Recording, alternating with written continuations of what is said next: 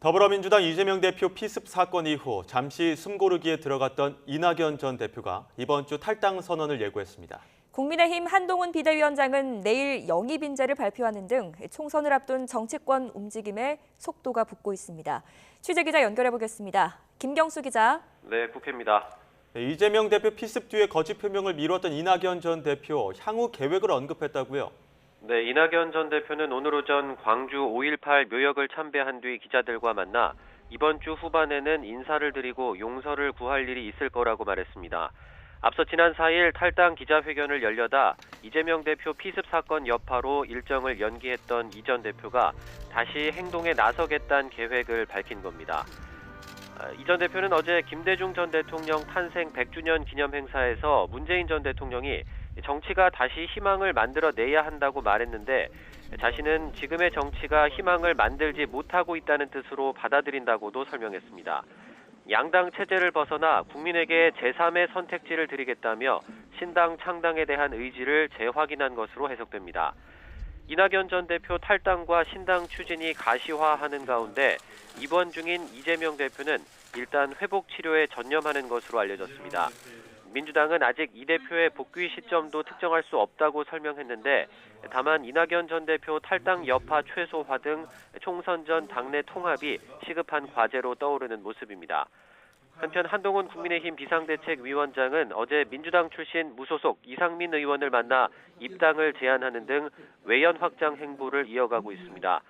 한 위원장은 내일 정성국 전 한국교원단체 총연합회 회장을 총선 영입 인재로 발표하고 이어 강원도당 신년 인사회에 참석해 지역표심 공략 행보를 이어갑니다.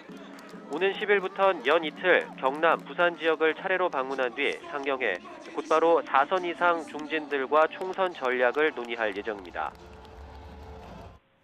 네, 이번에는 국회 상황도 짚어보겠습니다. 대통령이 거부권을 행사해서 국회로 다시 돌아온 쌍특검법의 재표결 시기가 관심인데 모레 본회의가 열린다고요? 네, 지난달부터 이어진 12월 임시국회 마지막 본회의가 9일에 예정돼 있습니다. 앞서 윤석열 대통령이 거부권을 행사한 쌍특검 법안이 국회로 돌아오면서 여당은 곧바로 재표결을 요구하고 있습니다. 대통령이 거부권을 행사한 법안은 재적의원 과반수 출석에 출석의원 3분의 2 이상이 찬성해야 통과됩니다.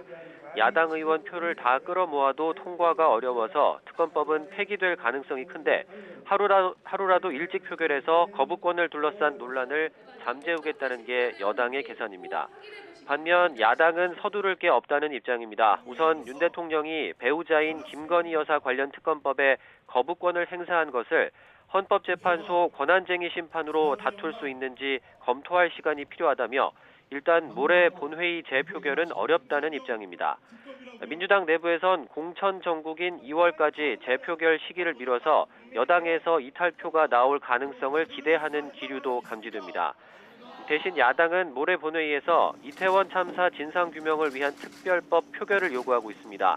아직 시간이 남은 만큼 본회의 직전까지 여당과 협의를 이어가겠다는 계획이지만 합의가 안 되면 단독 처리하겠다는 방침을 굽히지 않고 있습니다. 여당은 이태원 참사 특별법 처리를 위해선 진상조사보다 피해자 지원과 재발방지책 마련에 초점을 맞춰야 한다는 입장을 고수하고 있어서 절충점을 찾는 게 현재로서는 쉽지 않아 보입니다. 지금까지 국회에서 전해드렸습니다.